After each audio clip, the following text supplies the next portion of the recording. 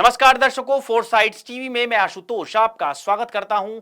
केंद्र सरकार ने हाल ही में यह घोषणा की है कि आने वाले जातिगत जनगणना में पसमानदा मुसलमानों को ओबीसी की श्रेणी में गिना जाएगा। बीजेपी के वरिष्ठ नेताओं ने यह जानकारी दी है। बीजेपी की अल्पसंख्यक मोर्चा और ओबीसी मोर्चा के नेताओं ने भी इसकी पुष्टि की है।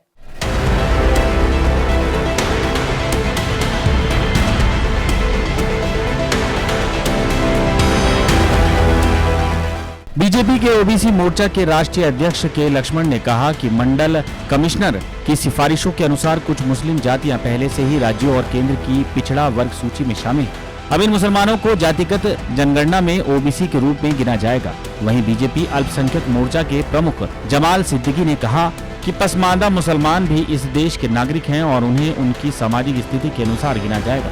अब तक सरकार की ओर से की गई सभी जनगणनाओं में, जैसे कि 2011 की जनगणना में मुसलमानों को एक ही समूह के रूप में शामिल किया जाता रहा है, लेकिन इस बार पसमानदा मुसलमानों को अलग से ओबीसी वर्ग में गिनने का फैसला खास माना जा रहा है। इस कदम को बीजेपी द्वारा अल्पसंख्यकों के प्रति नजरिए में बदलाव के रूप में देखा जा रहा है, खासकर जब खुद प्रधानमंत्री मोदी पसमानदा मुसलमानों तक पहुँच बनाने की बात कर चुके हैं। पसमानदा शब्द फारसी भाषा का है, जिसका मतलब है पीछे छूटे हुए लोग।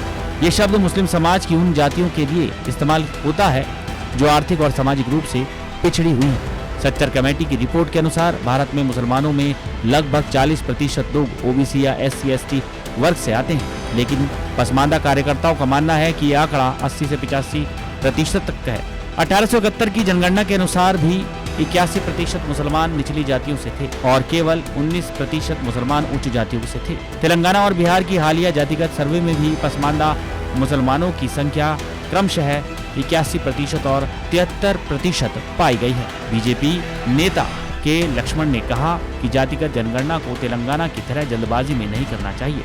उन्होंने ये भी कहा कि बिहार का सर्वे बेहतर उदाहरण है। एक पसमानदा मुस्लिम कार्यकर्ता ने कहा कि सभी मुसलमानों को एक ही श्रेणी में गिनना उचित नहीं है, क्योंकि अशराफ यानी कि ऊंची जाति और पसमानदा पिछड़ी जाति मुसलमानों की सामाजिक स्थिति बहुत अलग है। इसलिए जातिगत जनगणना से ये भेद साफ हो सकेगा। हालांकि कुछ नेताओं जैसे अली अनवर अंसारी ने कहा है कि केवल गिनती करने से कुछ नहीं होगा, बल्कि पसमानदा मुसलमानों को सामाजिक और आर्थिक मदद भी जरूरी देनी चाहिए।